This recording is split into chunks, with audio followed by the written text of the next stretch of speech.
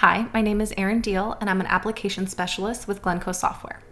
Today, I'm going to demonstrate how to visualize analytical results associated with digital pathology data, including cell segmentation and classification using OMERO Plus and PathViewer. The images that I'll show today are from the Cancer Genome Atlas. PathViewer is a digital pathology image viewer, which allows me to zoom in and out, pan, rotate, and annotate my image data. One annotation that I've already created here is a freehand polygon that outlines my tissue. I then segmented objects within this region using a tool called StarDist, which is a deep learning method for nuclear segmentation. Let's take a look at the first segmentation result here, which was produced using a pre-trained StarDist model trained on H&E data specifically.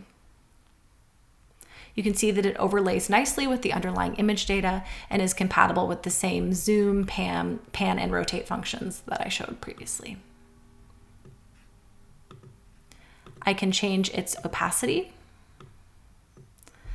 and I can also highlight that this is not a binary mask, but instead contains a representation of individual objects by using a random color map.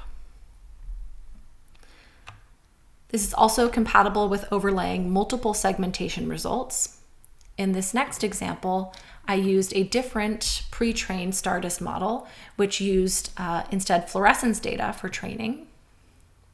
So here you can see the original H&E segmented data in yellow, the second segmentation using the fluorescence model in cyan, and anywhere in green is where these two models overlay nicely where they found the same objects.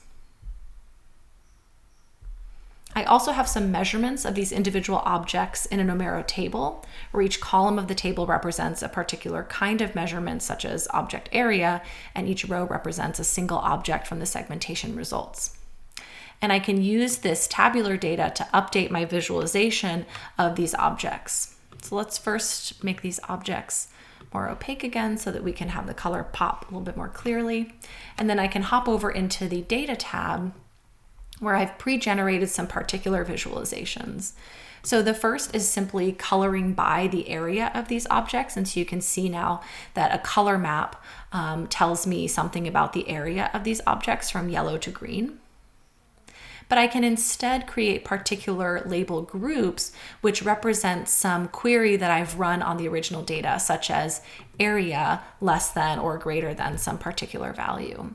And so what I've created here are small, medium, and large objects where I've created particular boundaries to classify small, medium, and large objects based on a single data column.